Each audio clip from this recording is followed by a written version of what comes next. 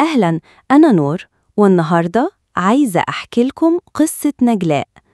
قبل ما نبدأ قصة نجلاء، ما تنسوش تضغطوا على زر الاشتراك عشان ما تفوتكمش أي قصة. فاكرة كويس يوم ما شفته أول مرة من 5 سنين.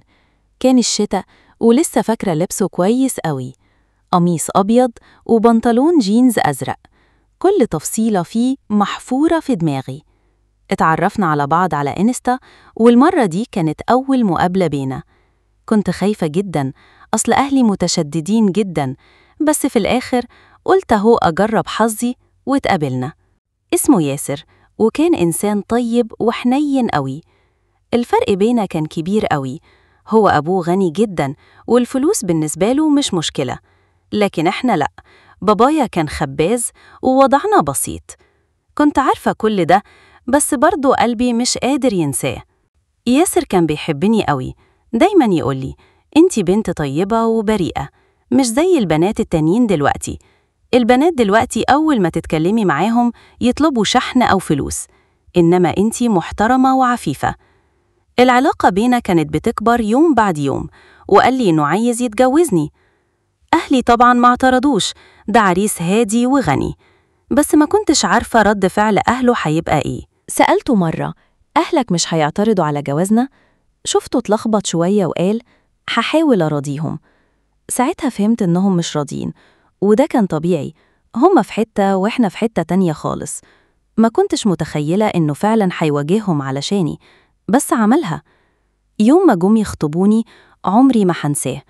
لبست أحسن لبس عندي وجهزت نفسي كويس، بس وأنا شايفة أمه وأختي ياسر حسيت إن لبسي بسيط جداً جنب لبسهم، كله شيك وغالي. قلت في نفسي ماشي، بعدين هبقى ألبس زيهم. أبو ياسر كان باصص لنا من فوق لتحت، ولما سأل بابايا عن شغله شفته بيضحك بسخرية. أهلي اتكسفوا جدا يومها، وبعد ما مشيوا أمي قالت لي انتي ازاي هتعيشي مع العيلة دي؟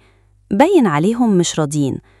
قلت لها يا ماما، المهم اني أنا وياسر بنحب بعض، والباقي مش مهم. قالت لي بس يا بنتي هتعيشي مع أهله برضو، هما جزء من حياته. قلت لها أنا هحاول أبعد عنهم قدر ما أقدر، المهم الحب بيني وبين ياسر. يوم كتب الكتاب كان في مكتب المأذون، وشفت أهله قاعدين كأنهم مجبرين. يمكن كانوا فاكرين إن الوقت هيخلي ياسر يندم، بس هو كان مصمم ومحب. أبو ياسر قال لأبويا إحنا عمرنا ما كنا عايزين نعمل جواز لابننا بالطريقة دي، بس لما شفناكم ندمنا. كنا فاكرين ابننا هيرجع في كلامه، إحنا لينا سمعة وسط أهلنا، هنقولهم إيه؟ إن العروسة وأهلها بالشكل ده؟ مراتك حتى شعرها مش باين، دي عروسة ابننا؟ الكلام ده وجعني قوي، وحسيت بالندم ساعتها، بس خلاص كان فات الأوان. أسماءنا اتكتبت في البطاقة ومفيش رجوع. ومن اليوم ده فهمت كلام أمي كويس، انتي هتعيشي مع أهله كمان.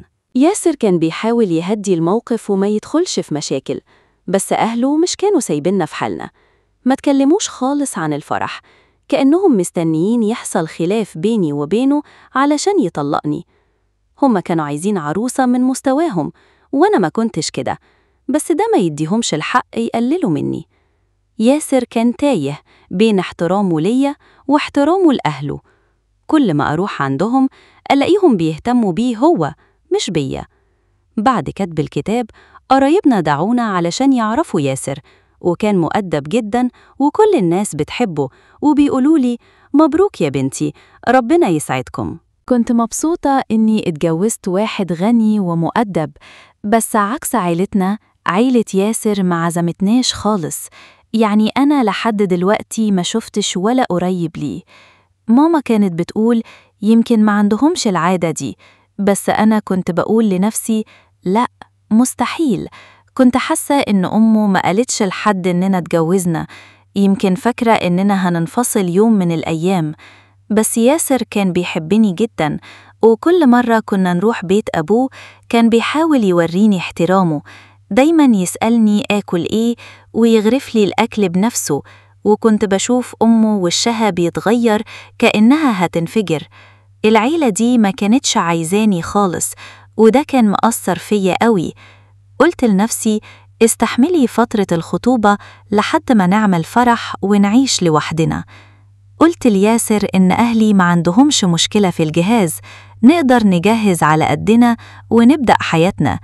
قال ماشي، بس أول ما قال لأهله اتجننوا، قالوا لأ، لسه بدري على الفرح، تعرفوا على بعض الأول.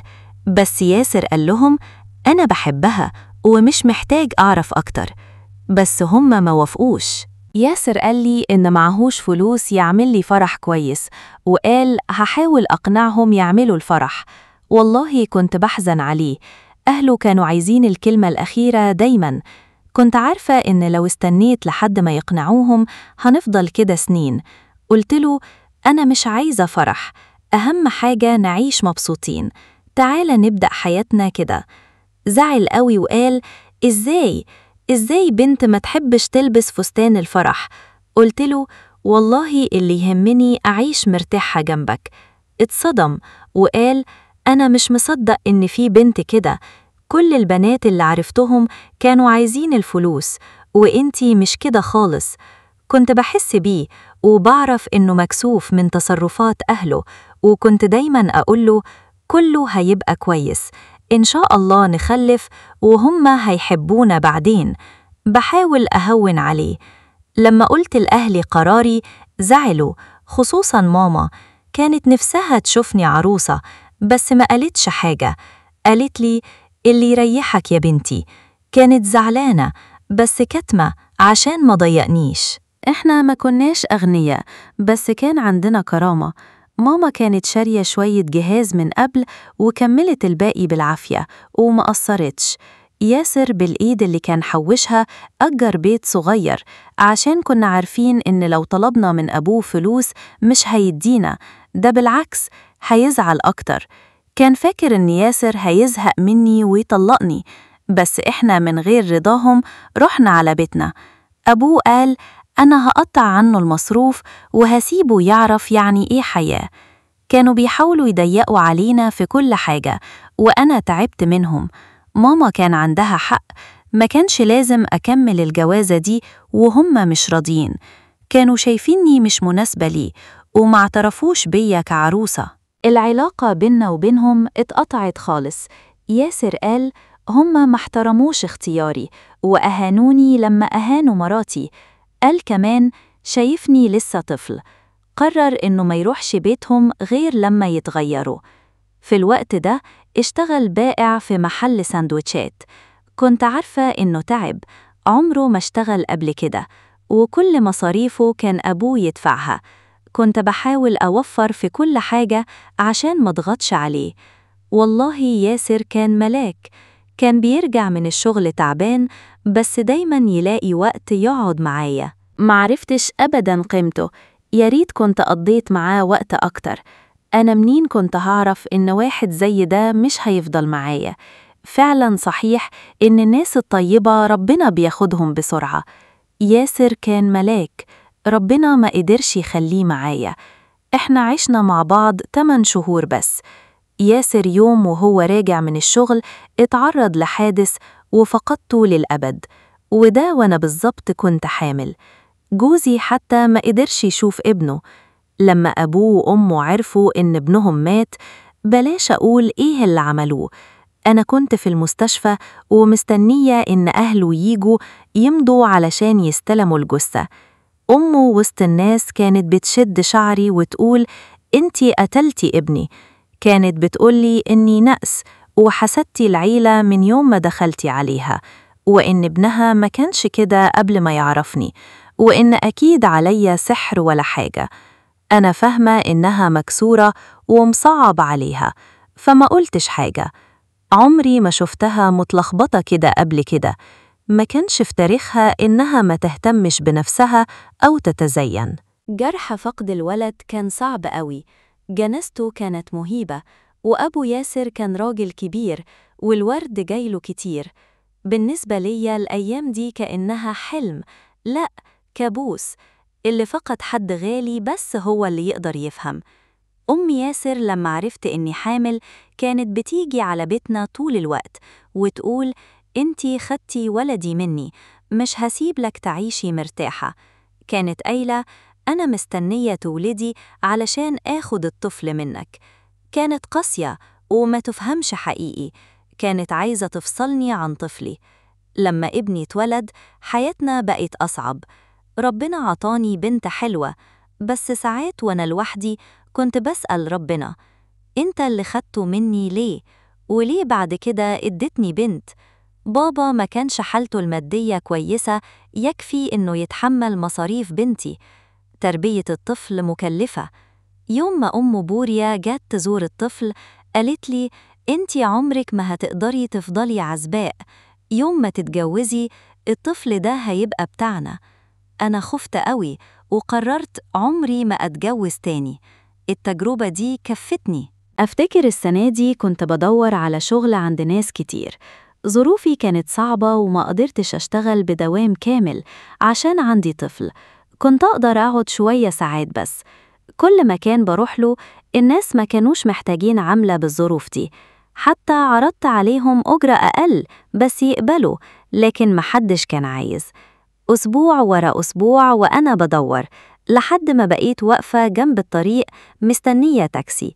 الجو كان مظلم وأنا مستنية من غير فايدة. قلبي على بنتي، خايفة تكون تعبت أمي منها. وأنا في التفكير ده عربية خاصة فطت قدامي وسواقها فرمل. السواق كان راجل وبدا مظهره عادي، ما كانش شكله وحش، وكنت مضطرة أركب عشان كنت متأخرة.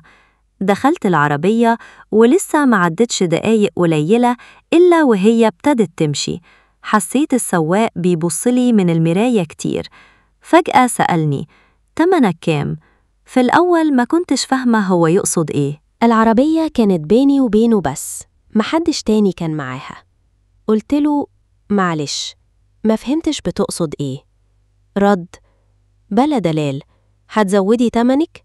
هقول تمن الليلة كام. وقتها فهمت قصده، عرض جنسي صريح. أعصابي اتهزت وصرخت فيه وقلتله: وقف دلوقتي، أوقف. هو اتفزع وفرمل، ما كانش عايزني أنزل. لما كنت بنزل بصيت لمحفظته اللي كانت على الكرسي وما كانش واخد باله.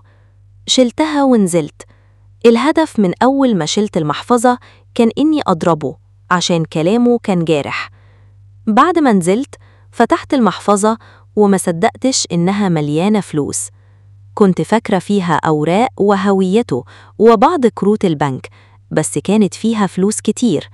في الأول فكرت أرميها في الصدقة، لكن افتكرت أن بنتي محتاجة الشهر ده حفاضات وحليب. اتحملت ضميري وصرفت الفلوس. طفلي كانت حالته أسوأ مني أحياناً، أبوه مش موجود وأمه مش قادرة تشتغل براحتها. جدية من ناحية الأب غنيين، لكن مش راضيين يساعدونا وقت الشدة. أنا بالصراحة صرفت الفلوس دي واشتريت احتياجات البنت وبقيت لعدة أيام مرتاحة نسبياً. لما خلصت الحفاضات صدمني الحزن تاني، وما كنتش عارفة أعمل إيه. ما كنتش ليا مخرج. وأنا قاعدة بفكر خطرت لي فكرة، أروح تاني نفس المكان اللي ركبت منه العربية المرة اللي فاتت وأشيل شنطة حد تاني. عمركم معرفتم قساوة إنك تبقى عالة على حد لما تشوف بنتك حفاضاتها خلصت ومفيش لبن؟ وقتها تعمل أي حاجة، حتى لو سرقة، علشانها. مش كل الناس بتتولد حرامية، في ناس الفقر هو اللي بيخليهم يعملوا كده. أنا كنت عارفة إن اللي بعمله سرقة، بس ما كانش فيه حل تاني. فاكرة اليوم ده وأنا واقفة، عربية تانية وقفت قدامي. شكل المكان ده كان معروف إنه مكان الستات اللي بيشتغلوا في الحكاية دي، عشان الزباين كانوا بيجوا بسهولة، كأن الكل عارف. لما ركبت العربية الراجل سألني عن السعر. قبل كده كنت بدور بعيني على أي محفظة أو حاجة أقدر أخدها، بس ما لقيتش، فاضطريت أكذب عليه وأقول له حاجة كده من دماغي. قال لي إنه عنده مكان وعايز يوديني هناك. أنا فعلا ممكن أعمل أي حاجة، بس دي لأ. كذبت عليه وقلت له إني بحب أعمل كده في العربية. ضحك وقال لي: بحب النوع ده، بتحب الحاجات الصعبة. في اليوم ده اضطريت أسيبه يقرب مني، ولما كان بيلمس جسمي خدت الموبايل من جيبه وقلت خلاص أرضى بالموبايل ده. كان بيقولي كلام وحش، وأنا وسط ده كله صرخت وفتحت باب العربية ونزلت أجري. ومن ساعتها ده بقى شغلي، كل أسبوع أركب عربية وأعمل نفس الخطة. ما كنتش أتخيل إن ممكن يحصل لي حاجة ولا قابل واحد منهم تاني. بس في يوم رحت أركب عربية وطلعت لنفس الراجل اللي كنت سرقته قبل كده. أول ما شافني قال: أهو إنتي اللي سرقتي محفظتي، المرة دي مش هسيبك، لازم آخد حقي، محدش يقدر يضحك عليا. كنت خايفة جدا، لساني اتشل. قلتله: ماشي، اللي تقول عليه.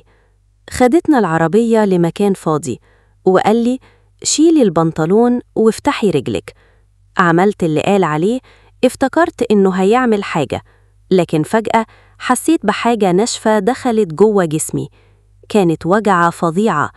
صرخت بأعلى صوتي وقلتله: بتعمل إيه؟ قال لي: لمي نفسك وانزلي، ده تمن اللي عملتيه. تفتكري تقدري تضحكي عليا؟ لأ، أنا اللي أضحك. ساعتها ما كنتش فاهمة هو عمل فيا إيه، بس لما رجعت البيت جسمي كان بيسخن وبيرتعش. أخدت دواء وغطيت نفسي، بس الوجع ما بيروحش. أمي أصرت نروح للدكتور، وبعد تحاليل كتير قالولي إن جسمي اتصاب بعدوى خطيرة، وإن الرحم اتدمر ولازم يتشال، وإلا العدوى هتنتشر في جسمي كله. وأنا عندي 24 سنة اضطريت أشيل الرحم بسبب المادة اللي الراجل دخلها فيا. مفيش حاجة أصعب من إنك تعرفي إنك مش هتبقي أم تاني، إنك خلاص ما بقيتيش تنفعي. أمي كانت بتعيط كتير، مش عارفة إيه اللي حصل لي، وأنا بس اللي كنت عارفة الحقيقة. دفعت تمن غلطي وبأبشع طريقة. دلوقتي بقالي فترة قاعدة في البيت بفكر أسيب بنتي عند جدتها، مش قادرة أتحمل مسؤوليتها لوحدي. ساعات بقول يا ريت كنت من الأول سبتها لهم، يا ريت ما كنتش اتعرفت على أبوها، يا ريت ما كنتش اتجوزته وهم مش راضيين. مش عارفة أنا غلطت في إيه عشان ربنا يعاقبني كده. خد مني جوزي وبعدين دمر حياتي، يمكن علشان أنا السبب في بعد ياسر عن أهله. كل ما بفكر بحس إن اللي بيحصل لي ده هو عقابي على كل حاجة عملتها. شكراً لأنكم فضلتوا معايا لآخر الفيديو. ادعموني باللايك والتعليقات بتاعتكم، بحبكم جداً. للقصة الجاية، مع السلامة.